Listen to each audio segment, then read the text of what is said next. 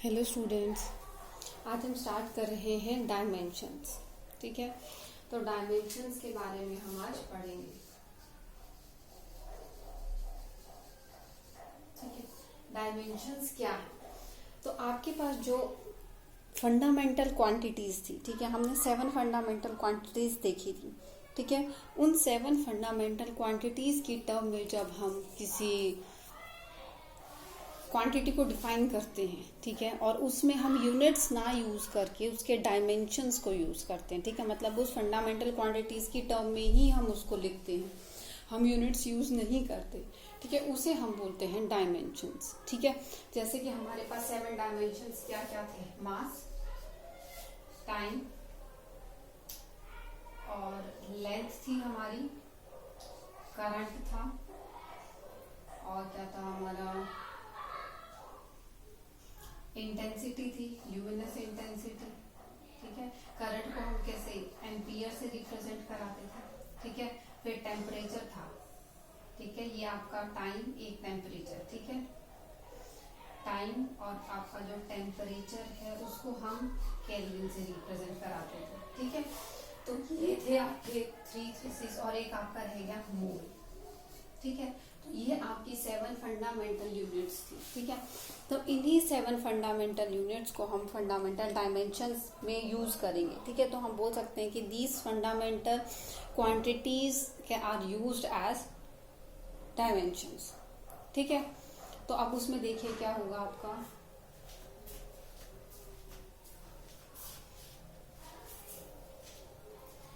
कि जो आपकी, अब देखिए जो डायमेंशंस है हम उसको लिखते कैसे हैं। सबसे पहले तो ये देखिए, हाउ वी राइट, हमें लिखना है उसको ब्रैकेट में जब भी हम डायमेंशंस को लिखेंगे। ठीक है, एम एल टी, ये हमारा ऑर्डर रहेगा और ये 3 हम मेंशन करते हैं जरूर।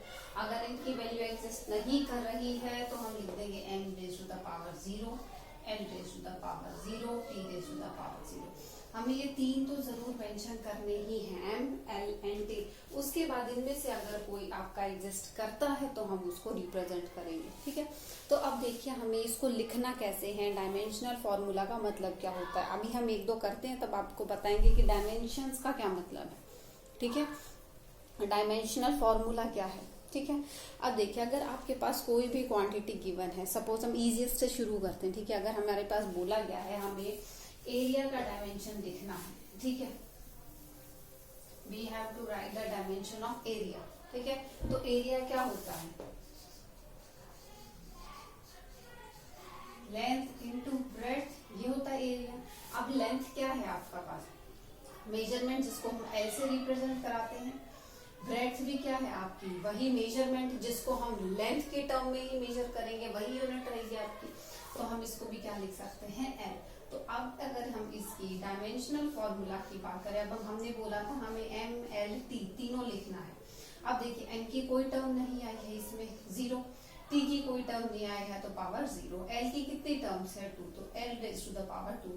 तो हम इसको बोलेंगे m0 L2 T0। ठीक है, ये आपका डायमेंशनल फॉर्मूला है। अब देखिए डायमेंशंस का मतलब ये एम एल और टी का मतलब डायमेंशंस नहीं है। डायमेंशंस का मतलब है कि these physical quantities power to which they are raised. ठीक है, कि जितनी पावर से हम इनको इंक्रीज कर रहे हैं उसे हम डायमेंशन बोलते हैं। ठीक है, तो डायमेंशंस क्या है आपके?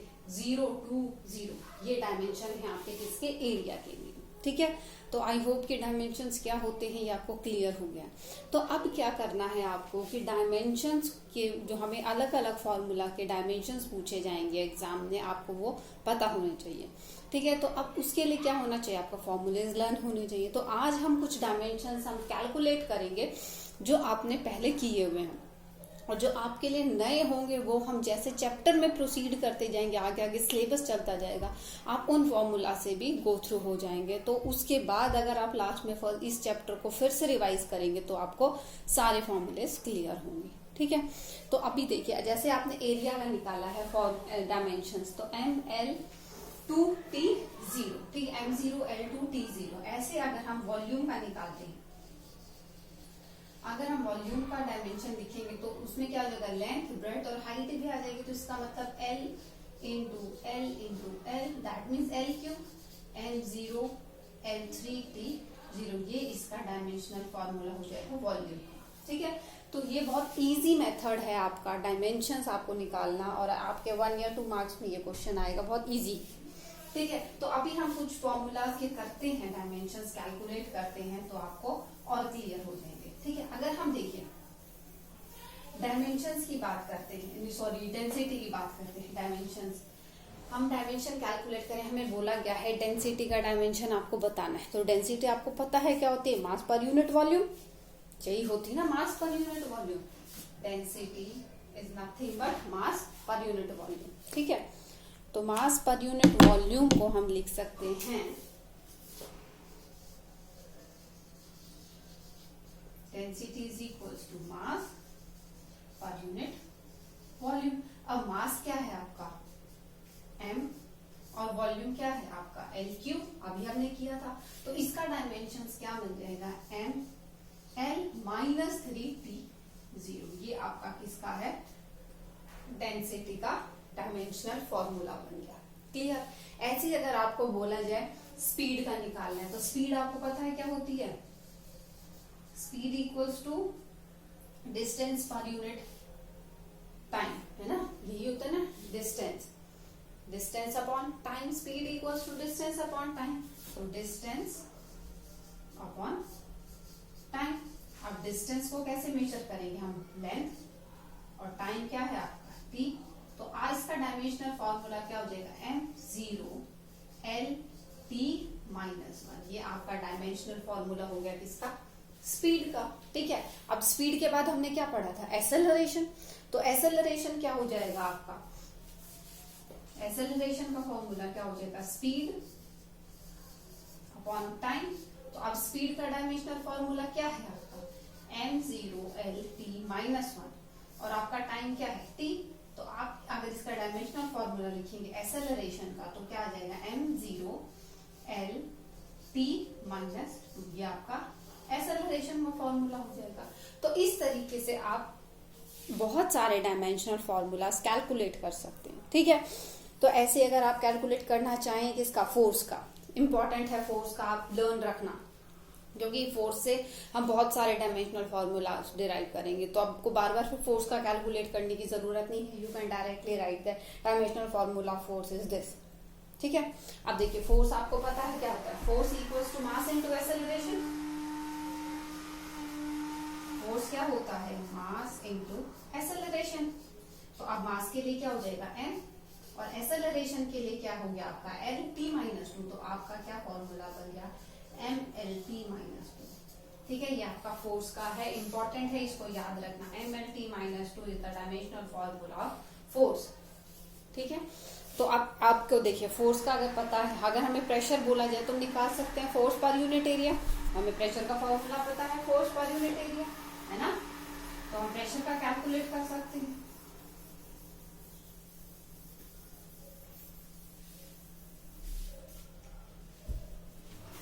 प्रेशर,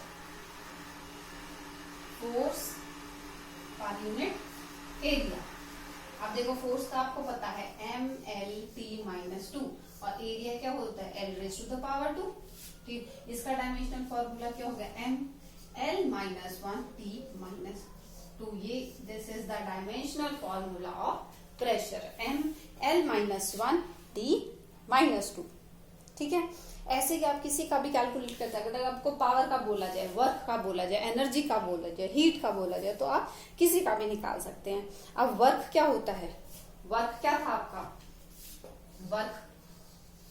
वर्क क्या था, force into area, sorry distance, force into जो आपकी डिस्प्लेसमेंट हो रही थी Fs, work equals to Fs। अब फोर्स का आपको पता है mLt-2, और डिस्प्लेसमेंट क्या होती है आपकी L, तो आपका फॉर्मूला क्या हो जाएगा mL2t-2, ये किसका हो गया आपका वर्क का। ठीक है, तो अगर आपको ये निकालने आते हैं तो यू कैन इजीली कैलकुलेट। ठीक है, तो ऐसे ही जो बाकी बुक में गिवन होंगे आप वो कैलकुलेट करना।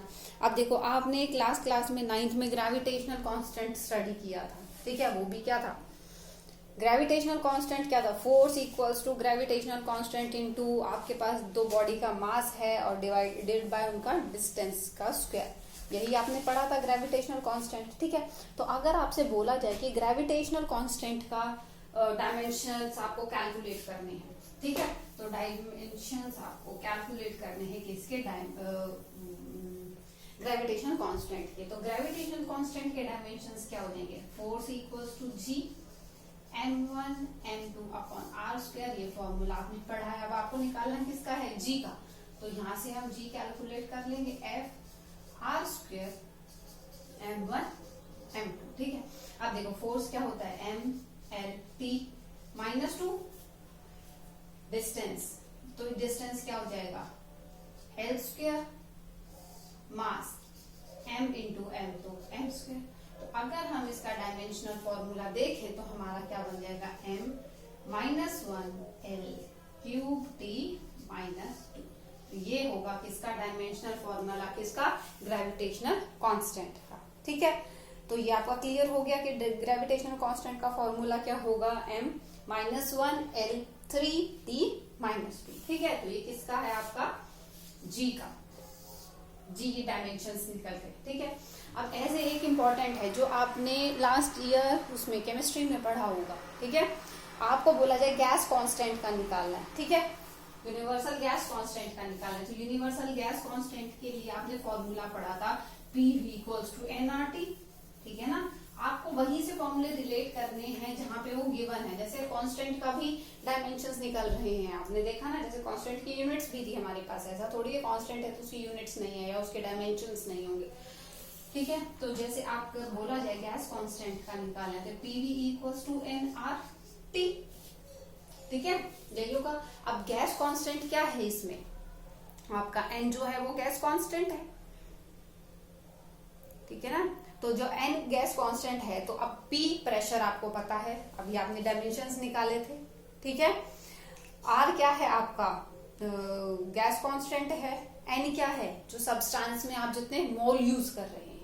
ठीक है, तो आपको निकालना किसका है, R का निकालना है। ठीक है, तो R इक्वल्स टू क्या हो जाएगा, PV अपॉन NT। तो प्रेशर क्या होता है, फोर्स पर यूनिट एरिया, तो फोर्स का क्या था, MLT माइनस 2 फोर्स, और एरिया L स्क्वायर। ठीक है, वॉल्यूम क्या है, L क्यूब, ये क्या है N मोल में, तो इसको हम मोल से रिप्रेजेंट कराते हैं। टाइम सॉरी टेम्परेचर, टेम्परेचर किस में होगा आपका, केल्विन में। ठीक है, तो ये आपका क्या होगा, जब हम इसको सॉल्व करेंगे तो आपके पास क्या आएगा, m L2 T माइनस 2 मोल और केल्विन माइनस 1।